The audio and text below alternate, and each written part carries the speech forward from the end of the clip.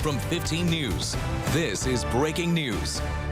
Good morning and thank you for joining us here on 15 News Plus. This morning, our team continues to follow multiple hazmat investigations here in Madison. So far, we know that 2 people have been arrested in connection with the incidents that have happened on the 500 block of Schrader Road, the 100 block of Spooner Street, and West Skyline Drive and Highland Avenue. WMTV's Mackenzie Davis is joining us live now from that active scene you can see out there this morning on Spooner Street.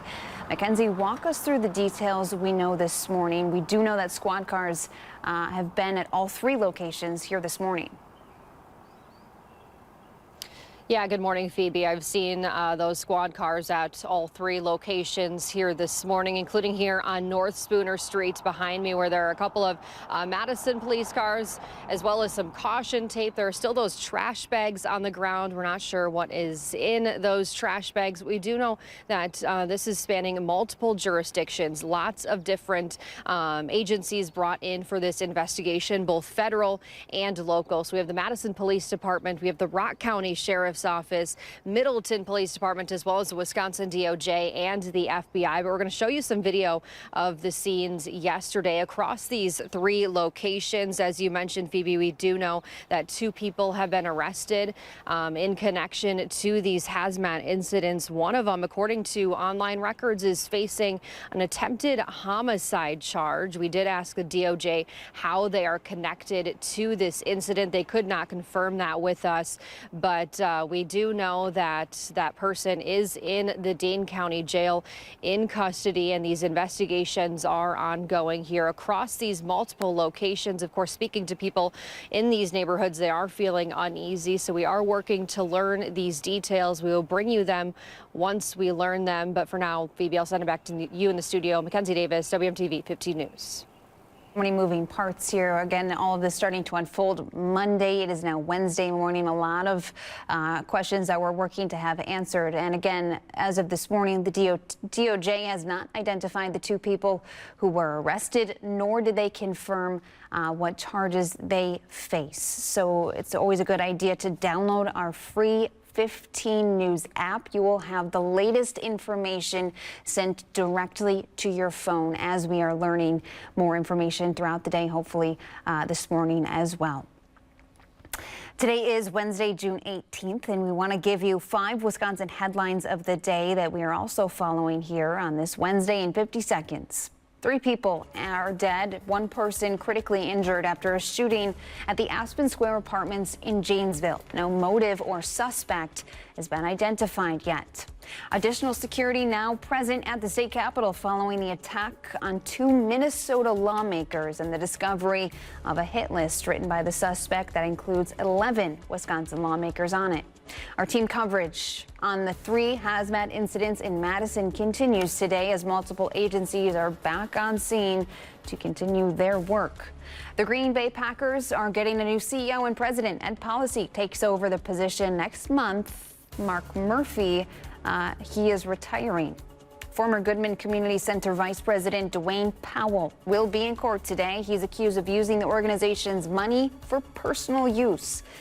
It's their first 5 in 50 seconds. For a deeper dive into any of these stories, you can download our free 15 News app or head to our website, WMTV15news.com. Time right now, 7:04 on this Wednesday morning. Taking another live look out at the frozen roadways for you here. I promise this used to be a live look at some point of the belt line at Park Street. Yeah, people are just parked out on their belt line.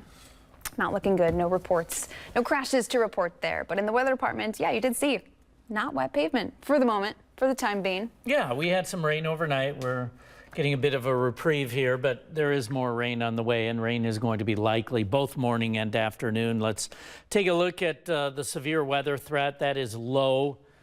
Pretty unlikely to see any of that across southern Wisconsin. I suppose there could be some hail embedded in some of the thunderstorms off to the southeast.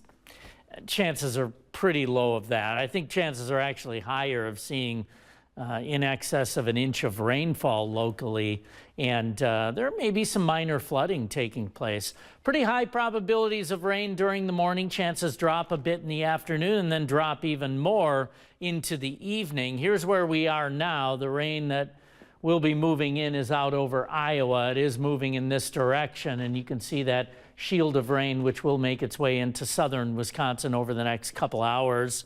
And rain is going to be likely even into the afternoon hours. And with clouds, with rain, with northeasterly wind, temperatures really aren't going to move a whole lot. We're in the upper 60s now, and we'll get into the low 70s for high temperatures this afternoon, 73.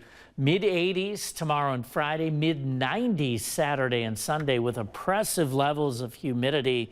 It is going to be very uncomfortable out there moving through Saturday and Sunday afternoon with heat indices rising above 100 degrees. We'll detail that a little more for you coming up. Phoebe? I gotta sit here and plant a fruiter. Who wants to sit there and plant a fruiter for their child? Nobody. I don't wish this on my worst enemy. Still ahead on 15 News Plus, a mother now grieving her son after he was found dead following an apartment shooting in Janesville. We will hear from her after the break. We're back in 60 seconds. Plus, how you can protect yourself and your family from the new and painful COVID-19 variant circulating the country. Stick with us. We'll be right back. Today, we continue to follow the investigation into a Janesville shooting at the Aspen Square apartments that left 3 people dead, 1 critically injured. Police have not identified a suspect or a motive, but have shared that the first call they got about this incident was regarding a, quote, family problem. And shortly after, they received a 911 call about shots being fired. Yesterday, our team was at the scene and spoke with the mother of one of the 3 people who were killed. Nicole Herzog brings us the emotional story of a mother now grieving her son. My baby is not here. Nija Yarborough says her 21-year-old son is one of the people who died in a shooting in Janesville Tuesday at an apartment complex. And he just turned 21 on the 2nd of this month. So now I get a call this morning. My son talking to his mom, and next thing you know, 15 minutes later, my son is dead. My son, Javarius, he was the sweetest person ever. He didn't bother nobody. We learned Javarius lived in the apartment complex, but little other details were shared during Tuesday's update. Scenes like this are never easy, but their calm and focused response ensured the safety of others, preserved critical evidence. Police say the call came in just after 11 a.m. as officers responded to a, quote, family problem. It was a very troubling scene, and I'm sure it's something that will be impacting them for the rest of their personal lives. For now, Nija says she has to go through something no parent ever should. Who wants to sit there and plant a fruiter for their child? In Janesville. Nobody. I don't wish this on my worst enemy. It hurts. Nicole Herzog, WMTV 15 News. And just into our newsroom this hour, the Janesville Police Department says they do not have any additional information to share about this deadly shooting there yesterday. We know, again, 3 adults were killed.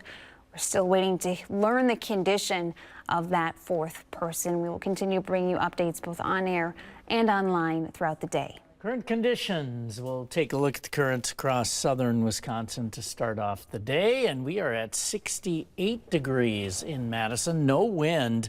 A lot of clouds out there, and we're going to see rain making its way in. It's off to the west of here. We did pick up some showers overnight, but now more widespread rain heading in this direction, and it'll be a fairly rainy morning, and I think that will continue into the afternoon. Mid and upper 60s to start things off. Not much wind. Wind will be northeasterly around 5 miles per hour today. Here's our low, which will move toward us today, and you can see the rain across southern Wisconsin. By 7 p.m., a lot of that's gone. Just some lingering clouds in the evening, which will clear out by daybreak tomorrow. And then we're going to set up for a pretty nice Thursday, mostly sunny, a warm day, and mostly sunny and warm Friday. Humidity level will be down tomorrow, but it will start to rise again Friday, and humidity will be in full force for the weekend. High temperatures in the mid-90s, heat index temperatures rising to around or a little above 100 degrees. So we have highlighted Saturday, Sunday, and Monday. you will want to pay attention to that type of heat. We'll see if a heat advisory is posted by the National Weather Service for the weekend as we get closer. Phoebe? Alrighty, Charlie, thank you. A new variant of COVID is circulating the country, and it sounds like it could be painful. According to a doctor at Yale, the interesting aspect of the strain is its main reported symptom, which is razor blade throat. Kevin Gaius reports. Sounds really painful. A summer variant of COVID has emerged. Pain. Yeah. Absolutely. The marquee symptom being reported severe sore throat. Yes, absolutely. Avoiding it, yeah. People are describing what's called razor blade throat, or a really severe sore throat. Yes, you heard that right. While it might sound scary, Dr. Scott Roberts, medical director of the infection prevention at Yale New Haven Health, says it's not quite as scary as it sounds. What I suspect is happening is people are just having really severe throats. Dr. Roberts says there's no data to suggest it's more dangerous or severe than the symptoms of years past. The sore throat part is just daunting. While it hasn't been officially reported in Connecticut, based on its presence in our neighboring states, Roberts says it's probably here. But he doesn't think cases will spike like years past. I don't expect them to go up anywhere near the level that we've seen before. He says COVID numbers are actually pretty low in Connecticut, which is a good sign. Our admitted numbers here have been really the best we've been in 5 years, and so we're certainly at a different phase right now than we were at any other point in the pandemic. And while Nimbus spreads, the good news is everything we've learned over the last 5 years still applies. So the trusty COVID test still works. The COVID test still works. It's never going to be the wrong decision to test yourself for COVID, including the best prevention practices. Hand washing, don't touch face, yeah. Hand washing, again, still the best preventative measure for the COVID variant Nimbus.